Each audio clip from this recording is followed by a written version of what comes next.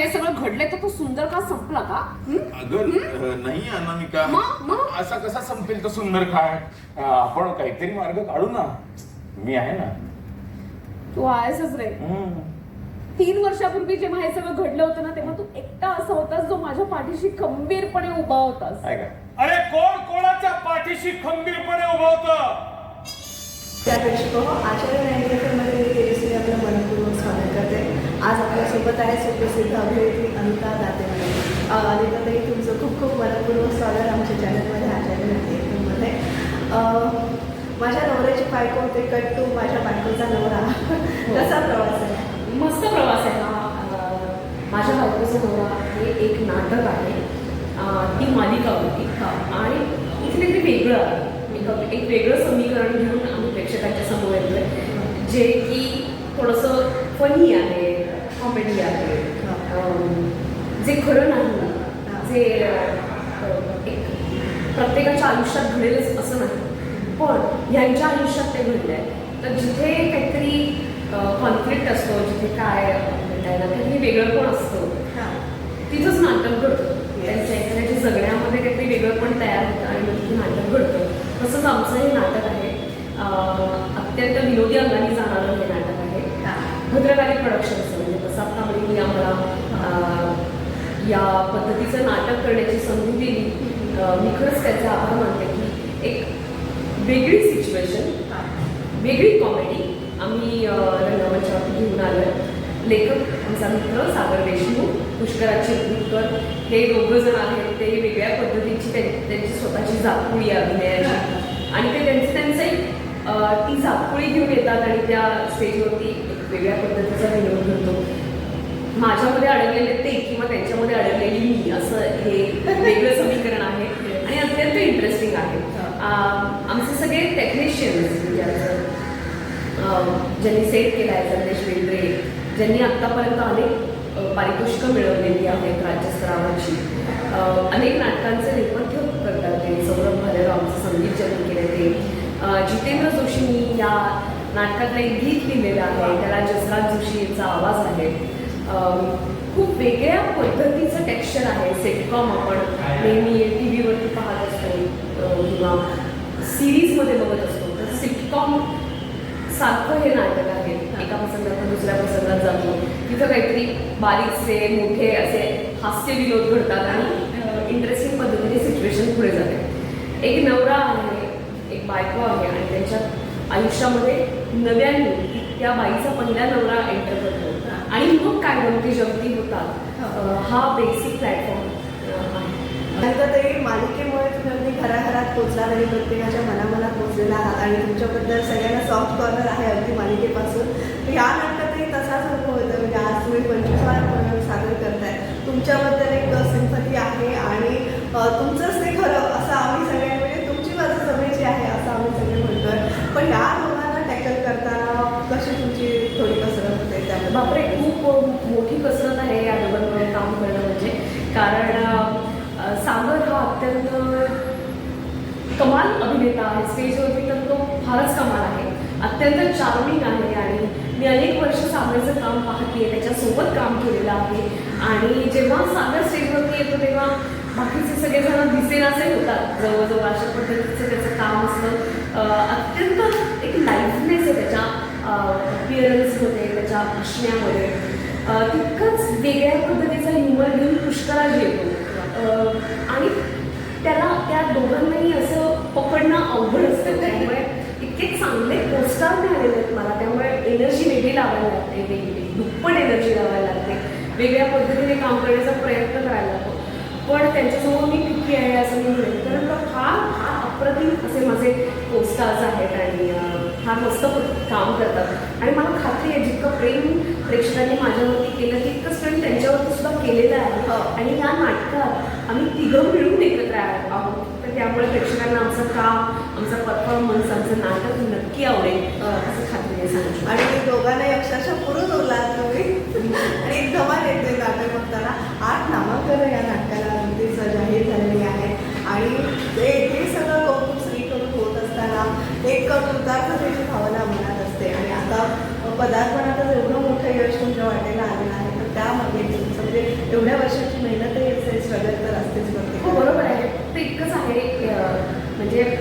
फळाला आले वगैरे असं मी नाही म्हणणार, इतकंच म्हणेन की आमच्या पाठीमागे आमचे प्रोड्युसर्स आहेत. भद्रकाली प्रोडक्शन्सची ही 59वी नाट्यकृती आहे. क्रेझी नाटक आहे. हे करण्याची तयारी, हे लोकांपर्यंत पोहोचवण्याची तयारी साखा मिळून लागली. याशिवाय दिनू पेडणेकर, अभिजित देशपांडे आणि राहुल कर्णे हे आमच्या पाठीशी उभे राहिले म्हणून हे नाटक उभं राहिलं आहे. हे लोकांसमोर आलेलं आहे. त्यांच्याशिवाय आम्ही कोणी नाही. ते सोबत आहेत की भद्रकालीची टीम सोबत आहे. आमचे सगळे बॅकस्टेज आर्टिस्ट आहेत. अनेक वर्षांपासून भद्रकालीबरोबर काम करणारे, तसेच या नाटकाच्या निमित्ताने नव्याने जोडले गेलेले सगळ्यांची मेहनत या नाटकाच्या सोबत आहे. आम्ही फक्त चेहरा आहोत, आम्ही फक्त दिसतो, काम करतो, पण ही सगळी माणसं सोबत आहेत म्हणून आज हे नाटक शक्य आहे. आणि सध्या अशी परिस्थिती आहे नाटकांची, काही नाटकं खूप चालत आहे, काही नाटकं चालत नाही आहे. या सगळ्यांच्या नाटक व्यवसायाला टिकून आहे. शनिवार रविवार नाटकाचे प्रयोग होतात, लोक नाटक बघायला येतात. फक्त इतकंच आहे की यंग जनरेशनला सुद्धा नाटकाची गोडी लागावी आणि यंग जनरेशननी सुद्धा एंटरटेनमेंट म्हणून नाटकाकडे पाहावं असं मला वाटतं. बऱ्याचदा तरुण मुलं आईवडिलांना नाटकाला सोडायला येतात, त्यांना गिफ्ट करतात नाटकाचं तिकीट वगैरे. असं नाही आहे, तुम्ही सुद्धा या, तुम्ही सुद्धा नाटक बघा, तुम्हाला सुद्धा नक्की मजा येईल. हो नक्कीच. आणि असेच 25चा प्रयोग झालेला आहे, 50 व्हावे, शतकोत्तर प्रयोग व्हावेत अशी फार आमची सगळ्यांची इच्छा आहे. जाता जाता प्रेक्षकांना काय आव्हान? मी प्रेक्षकांना इतकंच सांगेन की एक वेगळ्या धर्तीचं, वेगळ्या पद्धतीचं कॉमेडी नाटक आम्ही तुमच्यासाठी घेऊन आलेलो आहोत. तेव्हा प्रेक्षकांनी जर समजा आम्हाला हा प्रतिसाद दिला तर आम्ही या नाटकाचे अधिकाधिक प्रयोग करू शकू. त्यामुळे नक्की नाट्यगृहामध्ये या तुमच्या जवळच्या आणि नाटकाचा आस्वाद घ्या. माझ्या बायकोचा नवरा. नक्की. थँक्यू. क्लीन चिट दिलाय. ऑलमाइटी स्टील्सच्या घोटाळ्यामध्ये ते निर्दोष आहेत. कोर्टात ही केस चालू असताना त्यांच्या पत्नी अनामिका धर्माधिकारी यांनी त्यांच्याशी संबंध तोडले. संबंध तोडले. त्या DDT कॉलेजमध्ये प्रामुख्याने भूगोल शिकवतात आणि त्याच कॉलेजचे प्रिन्सिपॉल श्री संजय दत्त, पूर्वीचे त्या कॉलेजचे PT टीचर यांच्याशी त्यांचा 1 वर्षापूर्वी विवाह झालेला आहे. आपण प्रेक्षक हो, आचार्य 98 मध्ये मी देखील आपल्या सगळ्यांचं मनपूर्वक स्वागत करते. आज एका भन्नाट नाटकाला आपण आलेलो आहोत आणि हे चेहरे तर मला दिसतातच आहे. पुष्कराज आपल्यासोबत आहे आणि सागर देशमुख सर आपल्यासोबत आहेत. दोघांचंही मनपूर्वक स्वागत पहिल्यांदा आमच्या चॅनलवर होत आहे, आचार्य 98 वर. Thank you so much. Thank you. Thank you. Yes. हो, दोन्ही नवरे माझ्यासोबत आहेत. तर काय मजा आहे. म्हणजे मी नाटक ऑलरेडी बघितलं आहे, त्यामुळे मी खूपच एन्जॉय केले नाटक. आणि ऑफकोर्स तुमचे दोघांचे परफॉर्मन्स ॲक्च्युअली तुम्ही तर मस्तच आहे आणि तुम्ही पण छानच आहात. Thank you so much. तर सो हे माझ्या बायकोचा नवरा हे नाटक आमचं आहे आणि ह्याच्यामध्ये सारखं आम्हाला प्रेक्षकांना हा कळणार नाहीये की तुम्ही आम्हाला दोन्ही नवरे इकडे आहेत असं का संबोधताय. तर या नाटकातली परिस्थिती म्हणा किंवा सिच्युएशनच अशी आहे की ज्याच्यामध्ये अनामिका नावाची जी बाई आहे, जी अनिता दाते आमची मैत्रीण प्ले करते, तर तिला अनफॉर्च्युनेटली 2 नवरे असतात. एक नवरा असतो जो तिचा डिवोर्स झाल्यानंतर तो जेलमध्ये काही कारणाने जातो आणि तो परत येतो. परत येऊन बघतो तर दुसरा नवरा तिकडे हजर असतो. तर हे का होतं आणि ही सिच्युएशन कशी उलगडत जाते, त्याच्यामधनं कुठली मजा आतमध्ये बाहेर येते आणि तरीसुद्धा एक अत्यंत सोशल काही आपण स्टेटमेंट करू शकतोय का या परिस्थितीतनं, अशा पद्धतीचा विचार करत अत्यंत हलकं फुलकं आणि तरीसुद्धा विचार करायला लावणारं अशा नाटकाची निर्मिती आम्ही करण्याचा प्रयत्न केलेला आहे. मग अशी अनामिका नाव घेतलं घाम फुटलं सागरला म्हणजे ऍक्च्युली त्यातल्या आनंदला. सागरला स्वतःला नाही, सागर लेखन दिग्दर्शक म्हणून त्यांनी अप्रतिम जबाबदारी पार पाडलेली आणि आता आम्ही आज 25वा प्रयोग करतोय. तर खूप अनुभव आता तयार होत आहेत आणि बऱ्याच गोष्टी तपासून बघायला मिळत आहेत. तर गंमत येते आणि लोक जे रिस्पॉन्ड करतात, लोकांकडनं ज्या ज्या गोष्टी येतात किंवा त्याच्यातनं आम्हाला अजून काहीतरी वेगळं करावंसं, वेगळं सुचतंय, वेगळ्या गोष्टी कराव्याशा वाटतात. म्हणजे काही काही याच्यामध्ये ही विनोदाची जागा आहे का इथपासून ते अरे इथे लोकांना विचार करायला आपण लावू शकतो इथपर्यंत सगळ्या गोष्टी आम्ही या प्रवासात शिकलो आणि अर्थातच खूप प्रयोग करावे अशी आमची इच्छा आहे. पण त्यासाठी आमची अर्थात इच्छा खूप मनापासून आहे की तुम्ही नाटक बघायला यावं. प्रत्येकाला हे टायटल ऐकल्यानंतर वेगवेगळ्या गोष्टी समोर येतात. म्हणजे माझ्या बायकोचा नवरा आणि अनिता दाते म्हटल्यावर माझ्या नवऱ्याची बायको ही सिरियल आठवते. तर ती अर्थातच कॉमेडी पद्धतीची वेळ नव्हती. आमचं नाटक हे हलकं फुलकं ज्याला कॉमेडी नाटक असं म्हणता येईल अशा पद्धतीचं आणि तरी क्रेझी आहे असं. म्हणजे अशी सिच्युएशन कोणाच्याच आयुष्यात येऊ नये असं त्या लोकांना वाटतं. पण तरी सुद्धा कितीही म्हणजे म्हणला तसं एक नवरा आणि ते एका घरात राहत असले तरी सुद्धा नवरा बायकोमधली केमिस्ट्री नवरा बायकोमधले जे विनोद असतात त्या गोष्टी तर होतातच. येस. आणि मी असं म्हणेन जनरली असं म्हणतात की बायका एकत्र राहू शकत नाही पण पुरुष एकत्र राहू शकतात आणि तसं ते आहे थोडंसं. तुम्ही एकदम कम्फर्टेबल होता दोघे. आता या नाटकामध्ये सुद्धा खरं तर परिस्थिती अशी निर्माण होते की ते दोघं जण अत्यंत जवळचे मित्र होतात या प्रोसेसमध्ये. आता खरं सांगायचं तर मी आणि पुष्कराज म्हणजे जेव्हा आम्ही 7 वर्षापूर्वी मी हे नाटक खरं तर लिहिलं आणि मी खरं तर पुष्कराजला त्यावेळेला वाचून दाखवलं होतं की आपण हे करूयाच म्हणून. परंतु ते त्यावेळेला त्याचं काही फलित झालं नाही. पण 7 वर्षांनंतर ज्या वेळेला मी असं ठरवलं की मी हे लिहिले आणि मी बसून आणि मी काम करेन याच्यामध्ये एक पात्र त्याच्यामध्ये क्लिअर कट माझा चॉईस हाच होता की मला अनिता पाहिजे आणि मला पुष्कराज पाहिजे. याच्यामध्ये काहीच नाही. त्यामुळे खरं तर आमच्या दोघांचा प्रवास या नाटकाबद्दलचा हा 7 वर्षामध्ये एकत्रच चालू आहे आणि तो अजूनही चालू आहे. याचं मला फार छान वाटतं. याचं कारण असं की मी दुसऱ्या कुठल्याही माणसाला या कॅरेक्टरमध्ये इमॅजिन करू शकत नाही. जेव्हा निर्माते ऑन बोर्ड आले होते त्यावेळेला सुद्धा वेगळ्या कास्टिंगची चर्चा चालू असताना सुद्धा मी ठामच होतो की मला पुष्कराज बरोबरच काम करायचं. आणि तुम्ही केमिस्ट्री जर का बघाल तर ती आमच्या दोघांना एकमेकांबरोबर काम करायला नितांत मजा येते. म्हणजे it's like playing table tennis की बॉल इकडचा कोर्टाला की तो तिकडे मारलेलाच असतो फटका. आणि त्याची जी लाईव्ह गंमत होते तर थिएटर इकडेच मॅजिक मला वाटतं थिएटरचं आहे की एक चांगला कसलेला कलाकार तुमच्या बरोबर तुमच्या पावलावर पाऊल ठेवून किंबहुना 2 पावलं पुढे जाऊन तुम्हाला ती वाट दाखवत जर का असेल तर अशा पद्धतीच्या आर्टिस्ट बरोबर मला तरी काम करायला प्रचंड म्हणजे. तुमची ही मैत्री पुण्यापासून आहे की कसं? आम्ही इंटरेस्टिंगली एक नाटक एकत्र करत होतो तेव्हाही 7-8 वर्षांपूर्वी. आणि मी सागर आता हे म्हणालच माझ्याबद्दल पण मी त्याला खूप वेळा सांगितलं की पुण्यामध्ये असताना मी इंजिनिअरिंग करत होतो आणि सागर तेव्हा त्याचं लॉ संपलं होतं आणि तो नाटकामध्ये कामं करायचं प्रायव्हेट नाटकांमध्ये तेव्हा. आणि मी म्हणजे माझा तो आयडॉल होता एका अर्थाने. सुदर्शनला मी नाटकं बघायला जायचो तेव्हा मी त्याच्याकडे बघून किंवा मी लिटरली खूप वेळा प्रेरणा घेतलेली की आता मला हे काम असं करायचं आहे अशा पद्धतीचं. अनफॉर्च्युनेटली त्याच्याबरोबर तेव्हा मला काम करायला मिळालं नाही. पण 7 वर्षांपूर्वी संधी आली आणि त्यांनी लगेच इमिडिएटली आम्ही ती ग्रॅब केली असं. पण तेव्हा माझ्या पाठीच्या काही प्रॉब्लेम माझा ॲक्सिडेंट झाला होता आणि पाठीचं दुखण्यामुळे आम्हाला ते थांबवावे लागले प्रयोग. पण त्याच वेळी त्यांनी हे नाटक मला वाचून दाखवलं होतं आणि आम्ही ते बसवणार होतो एकत्र आणि आम्ही वेगळं कास्टिंग घेऊन आणि वेगळ्याच पद्धतीचा आम्ही काहीतरी विचार करत होतो. पण आय थिंक प्रत्येक नाटकाचं काहीतरी एक त्याचं नशीब असतं जर्नी असतं. Yes yes. तर त्या सगळ्या गोष्टी झाल्या आणि मला खूपच आनंद आणि खूप मला छान वाटतं खूप वॉर्मली छान वाटतं की जेव्हा खूप मोठी मोठी नावं निर्मात्यांकडनं येत होती कास्टिंगसाठी तेव्हा सागर त्याच्या मताला ठाम होता. आणि खरं तर असं पण नाही की सागरकडनी माझं आत्ता मधल्या 7 वर्षांमध्ये मी कुठलं तरी नाटक केलं आहे आणि त्याचं काहीतरी घडलेलं आहे असं त्याला काही माहिती नव्हतं. किंवा मधल्या काळामध्ये थोडासा आमचा कॉन्टॅक्टही म्हणजे होता पण असं नव्हतं की कामाच्या बाबतीत काय चाललंय हे याच्याबद्दल नव्हतं. पर्सनली आमचा मैत्री वगैरे असं गोष्टी होत्या. पण इतकं असताना त्यांनी घेतलं आणि ॲक्च्युली आम्हाला ते करताना मजा येते. म्हणजे तो म्हणलं असं की दोघांबरोबर सीन करत अनिता आणि सागरबरोबर लिटरली माझा हा प्रवास जो आहे ना तो शिकण्याचा प्रवास आहे. आणि मी नेहमी सांगतो लोकांनाही सांगतो खूप घरच्यांनाही सांगतो, माझ्या मित्रमैत्रिणींना सांगतो, माझ्याबरोबर नवीन काम करणाऱ्या लोकांना सांगतो की किंवा मुलाखतींमध्ये पण हे आवर्जून सांगतो की प्रत्येक वेळा म्हणजे तुम्हाला चांगल्या खूप नाटकांचे प्रयोग केलेल्या, खूप नाटक अनुभवलेल्या लोकांबरोबर काम करताना किती घेण्यासारखं असतं आणि आता मी ते घेण्याचा प्रयत्न करतोय आणि त्या घेण्याच्या प्रोसेसमध्ये असं होतं की ऑटोमॅटिकली एक केमिस्ट्री मजा तयार होते जी प्रेक्षकांना खिळवून ठेवते.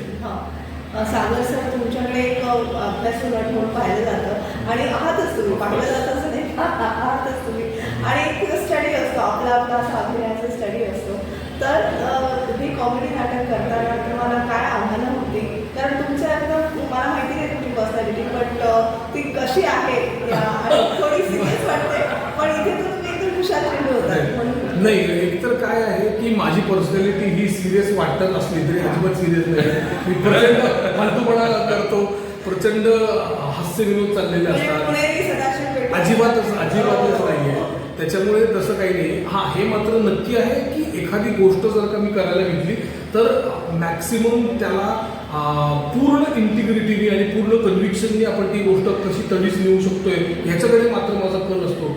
त्यामुळे आम्ही तिघं जण जेव्हा नाटक बसत होतो तेव्हा असे प्रसंग पण आले होते जेव्हा माझं आणि अनिताचं कडाक्याचं भांडण चाललं होतं. म्हणजे ते भांडण कशासाठी, तर मला हे कॅरेक्टर असं वाटतंय आणि मला ते तसं वाटतंय. आणि काय लेखक, दिग्दर्शक आणि नट आपण असताना ही जबाबदारी जरा जास्तीच असते आणि ही मी पहिल्यांदा हे करून बघितलं आहे. याचं कारण असं की मी असं ठरवलं की नाटक नाहीतरी माझंच आहे, जर का ते वाईट झालं तर ते माझ्यावरतीच येऊ द्या. दुसऱ्यांना देऊन त्याचं मला त्याच्याबद्दलचं काय म्हणतात असमाधान किंवा असंतोष व्यक्त करत बसण्यापेक्षा तो असंतोष जो काही आहे तो माझाच आहे, म्हणजे ते फेल्युअर पण माझंच होईल आणि सक्सेस पण माझंच होईल. हे काय म्हणतो ह्या हेतूने मी खरं तर हे नाटक बसवायला सुरुवात केली होती. परंतु तुम्ही केमिस्ट्रीचं म्हणाल तर हे प्रचंड आमची होडी अशी हेलखंड आम्ही पार पाडलेलं आहे खरं सांगायचं ते. आणि मला वाटतं प्रेक्षकांना आत्ता ज्या पद्धतीने 25व्या प्रयोगानंतर ज्या पद्धतीने संख्येवाईज पण रिस्पॉन्स मिळतोय आम्हाला आणि ज्या पद्धतीने या विनोदांना रिस्पॉन्स मिळतोय ते फारच अजब आहे. हे अजब ह्या कारणासाठी कारण ह्या नाटकामधली परिस्थिती तशी बघायला गेली तर ॲब्सर्ड आहे आणि त्यातला जो विनोद आहे तो सुद्धा थोडासा तिरकस पद्धतीचा विनोद आहे. तो सहज माणसाच्या पचनी पडू शकतोच असं आपल्याला सांगता येत नाही. परंतु आत्ताचा जो प्रेक्षक वर्ग आपल्याला मिळालाय तो इतका प्रगल्भ आणि पुढचा आहे की त्यांना या नाटकामधली ही कोरकी सिच्युएशन अत्यंत आपली जवळची वाटून ते त्यांना त्या पात्रांना रिलेट करतायत आणि मागे येऊन भरभरून आम्हाला आमचं कौतुक करतायत. हे नाटक कशा पद्धतीने आम्हाला आवडलं, ही सिच्युएशन इतकी कोरकी आहे आणि तरी सुद्धा विनोदी पद्धतीने तुम्ही ते आमच्यापर्यंत ते मांडलंय, अशा पद्धतीचे रिस्पॉन्सेस आम्हाला मिळतात. नक्कीच. आणि पुष्करांना तर आपण ओळख होती म्हणजे दोस्ती दुनियादारी तेव्हापासून एक मस्त गुड गोईंग कॅरेक्टर आणि अगदी फ्रेंडली नेचर आहे, फ्रेंडली कॅरेक्टर आणि इथे पण आहे. तर तुझ्यासाठी हे नाटक आव्हानाचं नव्हतं कारण तुझा जॉनर होता.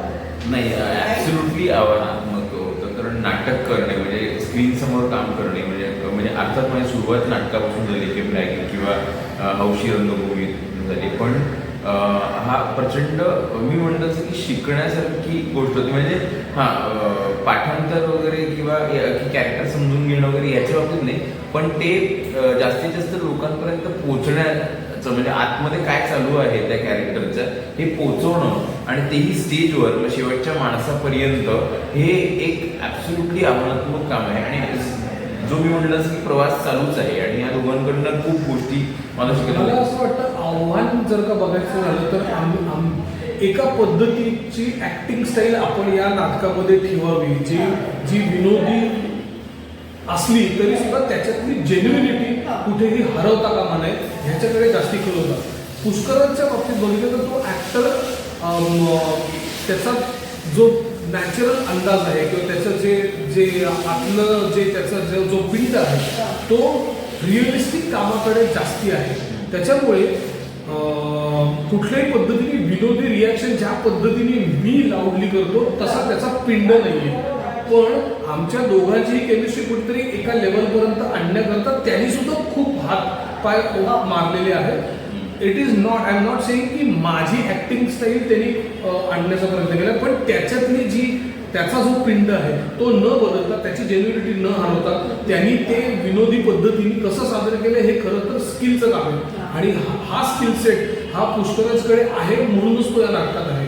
तो केवळ माझा मित्र आहे किंवा आमची ते असं नाही आहे, त्याच्याकडे ते ऑफर करण्यासारखं आहे. तो एक अत्यंत उत्तम अभिनेता आहे म्हणून तो इकडे आहे. आणि थोडक्यात तुम्हाला दोघांना बॅलन्स ठेवण्याचं काम पुष्कळ ऍब्सोल्युटली हे दिस इज व्हॉट इट इज. म्हणजे फक्त ऍक्टिंगच्या बाबतीत नाही तर आमच्या कित्येक तात्विक चढाओढींमध्ये सुद्धा बॅलन्सिंगचं काम केलंय. त्यांनी तो थकला सुद्धा एका प्रकारात. आता तुम्हाला भांडायचं तुम्ही भांडण करता, तिकडे मला माझं काम करू द्या. नाही, पण मला गंमत याची वाटते की भांडणं किंवा हे सगळं झालं की सगळ्या गोष्टी झाल्या तरी आमच्या बाबतीत एक गोष्ट होती की अत्यंत पॅशनेटली आम्ही तिघही काम करायला आलो होतो.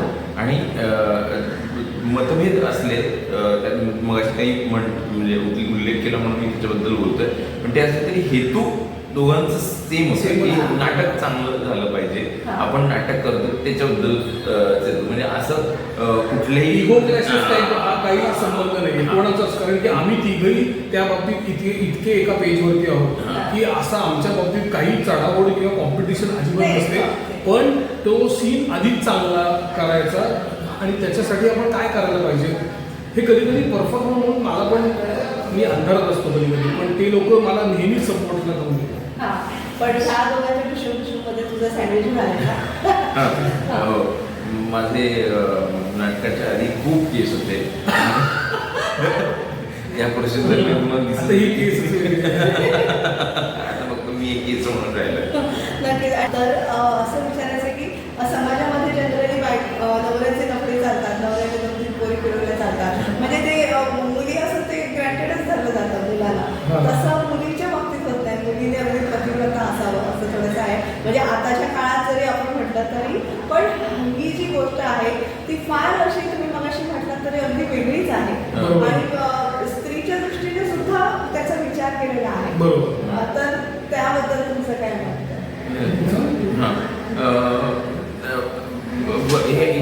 हे आता जे समाजातला हा म्हणजे चुकीची ही गोष्ट आहे की असं काहीतरी घडतं. अजिबातच एका पद्धतीने एका चष्म्यातनं आपण मुलीला आणि मुलाला बघत नाही, बाईला आणि पुरुषाला बघत नाही, आणि आपल्याला वाटत असतं की आपण ते करतोय पण तशी सिच्युएशन होत नाही. पण या नाटकामध्ये अर्थात आम्ही ते खूप जॉयफुली या सगळ्या गोष्टीतनं केलेलं आहे. आणि मुळात ही संकल्पना, माझ्या बायकोचं नवरा हे नाव असलं तरी संकल्पना त्या बाईला 2-2 नवरे हवेत किंवा 2 पुरुष तिच्या आयुष्यात हवेत किंवा पुरुष नोकरी करत शकतो तर मग आपण का नाही, असं कुठलीही धारणा नाहीये. सिच्युएशनल अशी गोष्ट झालेली आहे. काहीतरी कारणामुळे हे नवरा आणि एक्स नवरा हे एकत्र त्याच्या घरात राहतात. काहीतरी खूप अशी परिस्थिती आहे जी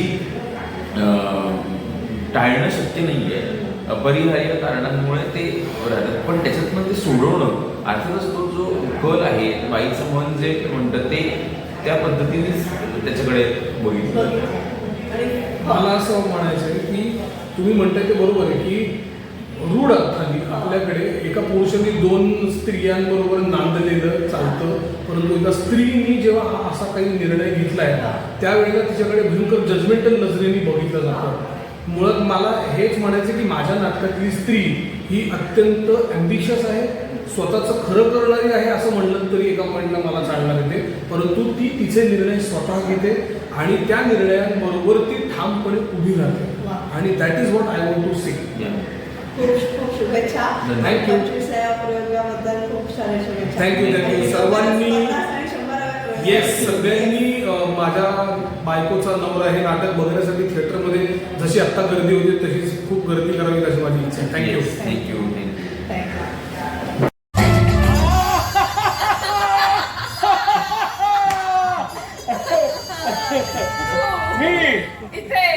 त्यांनी सोडलं मला. माझ्या कैदी मित्राने मला ओला करून दिली, मी लगेच आलो.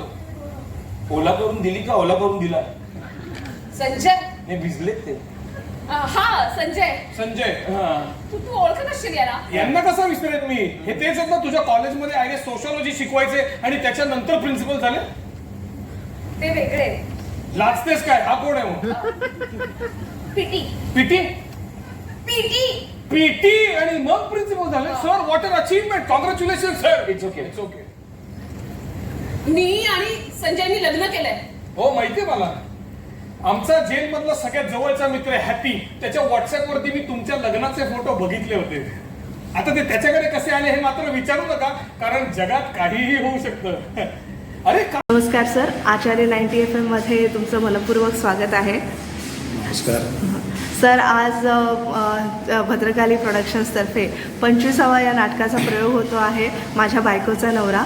तर ही संहिता तुम्हाला म्हणजे आपण हे कमर्शियल नाटक करावं, व्यावसायिक नाटक करावं असं का वाटलं, त्याविषयी थोडं जाणून घ्यायचं. हे नाटक सागर देशमुखने मला वाचून दाखवलं होतं, पण त्याच्यानंतर ऑलरेडी त्यांनी ते नाटक व्यावसायिक रंगभूमीवरती आलं होतं आणि चांगला एक वेगळा विषय, वेगळ्या पद्धतीचा विनोद आहे.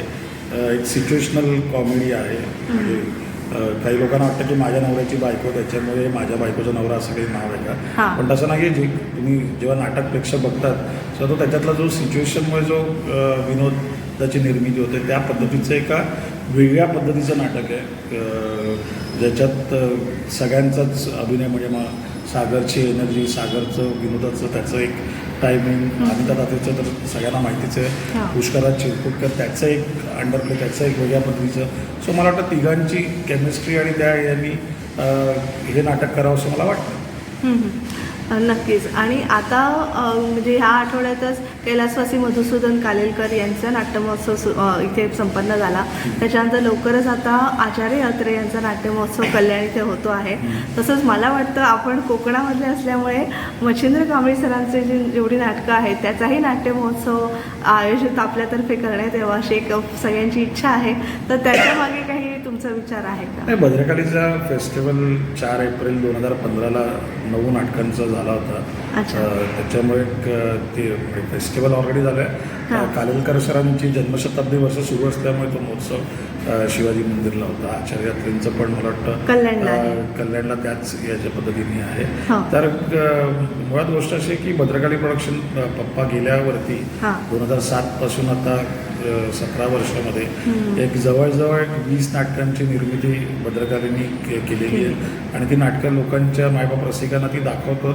आता नाटकांचं लॉजिस्टिक असं असतं की त्याचं फेस्टिवल म्हणजे तेव्हा 2015 साली माझी 9 नाटकं चालू होती. म्हणजे मग वस्त्रण असेल, पांडवलरे बाईलोरे असेल, जस्ट हलकं फुलकं असेल, समुद्र होतं, शेखर भोसला होतं, BP होतं, आम्ही कुणा प्रभाकर आपलं होतं, नांदी नावाचं नाटक होतं, ते मल्टीस्टार होतं. तेव्हा ती 9 नाटकं चालू होती. कारण की नाटकांचं एक लॉजिस्टिक वेगळं असतं. तर निश्चितपणे एक आता पप्पांचे म्हणजे 47 म्हणजे 77 वर्ष झाली. मला वाटतं त्या म्हणजे पप्पांच्या जयंतीच्या निमित्ताने किंवा त्यांच्या स्मृतिदिनी आता ते बघून त्या पद्धतीने एक नवीन नाटकं तर आपण करत असतो, पण एक आगळा वेगळा जो हे आहे. कारण कसं होतं, एकदा ते फेस्टिवल म्हटलं की मग तुम्हाला त्याची एक ती वेगळी तयारी असते, म्हणजे वेगळ्या पद्धतीची. पण भद्रकालीची नॉर्मली कशी नाटकं चालूच आहेत. सो त्याच्यामुळे ते तो जो प्रोसेस आहे तो कुठेही भद्रकालीच्या प्रवासामध्ये खंड न पडता. म्हणजे 1982ला भद्रकाली प्रोडक्शनची स्थापना झाली. या 27 जुलैला 42 वर्ष कंप्लीट होती. सो या 42 वर्षामध्ये 60 नाट्यकृती म्हणजे पप्पांच्या ह्याच्यामध्ये 38 झाल्या होत्या आणि आता जवळजवळ 22 नाट्यकृती आपण ज्या आलेल्या आहेत मायबाप रसिकांच्या सेवेमध्ये. सो मला वाटतं की तो प्रवास सुरूच आहे, ती लेगसी, तो वारसा सुरू आहे. फक्त जर झालं तर जसं 2015ला झालं होतं, मे बी 2025ला एक 10 वर्षांनी, कारण रोज फेस्टिवल केला की त्याला ते त्याचं एक ते काय म्हणतात त्याचं एक नाविन्य नसतं त्याच्यामध्ये.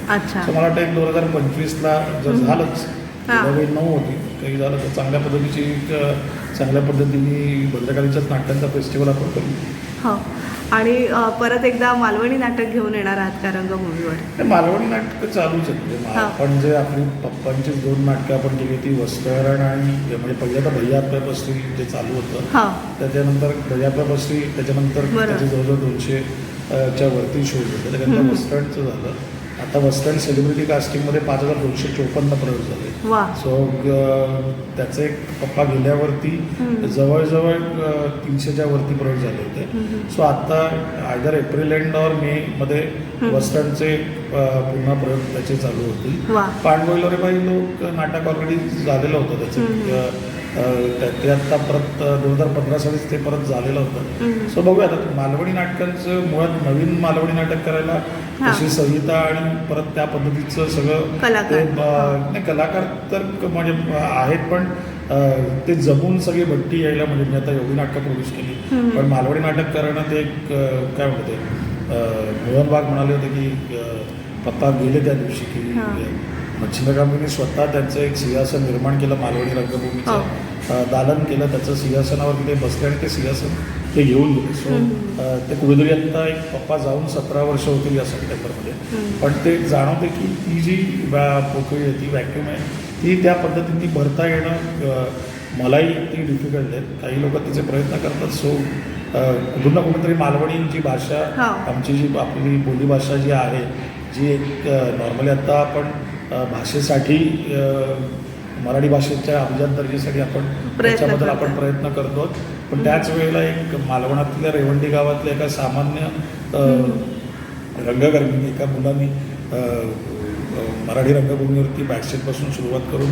1980च्या दरम्यान एक मालवणी बोलीभाषेतलं नाटक काढलं त्याच्यात काम केलं आणि त्या नाटकातून एक मराठी रंगभूमीचं माइलस्टोन नाटक ते ठरलंच पण त्यांनी जगात मालवणी बोलीभाषा पोचवली. सो मला वाटतं की त्यांनी त्यांचं कार्य केलेलं आहे. माझ्याच्यानी जेवढं जमेल तेवढं करेन कारण की शेवटी पप्पा होते. नाही पण खरंच तुम्ही पप्पांचा वारसा अगदी सक्षमपणे पुढे चालवत आहात आणि मी तुम्हाला याच नोटवर आमंत्रित करते आमच्या आचार्य 90 FM स्टुडिओमध्ये तुम्ही यावं आणि मला वाटतं प्रत्येक नाटकावर तुम्ही भरभरून बोलावं कारण आपले 2 एपिसोड होतील तर तुम्हाला थोडं स्टुडिओत यावं अशी मी तुम्हाला विनंती करते. आणि 25वा प्रयोग झालाच आहे असेच 50वा आणि 100वा प्रयोग नक्कीच पुढे आपण भेटूया. धन्यवाद. थँक्यू. माझं ऐकलंय त्याच्याबद्दल थँक्यू. तुम्ही आता असं इमोशनल बोलून माझ्यावर मैत्री करायचा प्रयत्न करू नका. काहीतरी काय नाही आपल्यात मैत्री होऊ शकत नाही हे फार वेगळं आहे. सर मला माहिती आहे पण हे फार वेगळं आहे. माझ्या जागी जर तुम्ही असता तर तुम्ही काय केलं असतं? सर मी एक्झॅक्टली हे केलं असतं. म्हणून केलंय. संजयला बोलू. सर ऐका. शिल्पाताई नमस्कार. आचार्य 90 FM मध्ये तुमचं मनपूर्वक स्वागत. आज तुम्ही माझ्या बायकोचा नवरा या नाटकाला आलेला आहात. खूप धमाल नाटक आहे. म्हणजे आता पहिलाच अंक झाला आहे तर कसं वाटतंय तुम्हाला नाटक पाहून? माझे आवडते 3 कलाकार आहेत आणि सागरला याआधी मी त्याचं पिया बेहरूपी आहे फारच अप्रतिम असं नाटक पाहिलं आणि त्यात त्याचा रोल खूप कठीण होता असं मला वाटतं आणि त्यानंतर फॅन झाले मी त्याची. आम्ही एका शॉर्ट फिल्ममध्येही काम केलं त्यामुळे सागर कसं काम करतो हे मी खूप जवळून पाहिलं आणि आता त्याला नाटकात बघताना फारच आनंद होतो. उत्तम कलाकार आहे आणि ते सतत जाणवतं आहे. पुष्कराजविषयी सुद्धा मी तेच म्हणेन की मी त्याला दिल दोस्ती दुनियादारी नंतर फॅन झाले होते मी त्याची आणि खूप एक्सलंट आणि अप्रतिम अशी एनर्जी आणि ऊर्जा तो रंगमंचावर घेऊन वावरतो. अख्ख्या म्हणजे आता पहिला अंक आपण पाहिला आणि त्या एका अंकात त्याचं बेरिंग जे आहे ते त्यांनी एक क्षणसुद्धा सोडलेलं नाही आहे. सो कलाकार म्हणून हे दरवेळेला आपल्याला साधता येतं असं नाही आहे. So I really admire him for that. आणि अनिता लाडकी ललित कला केंद्रापासून मी तिचं काम बघत आले.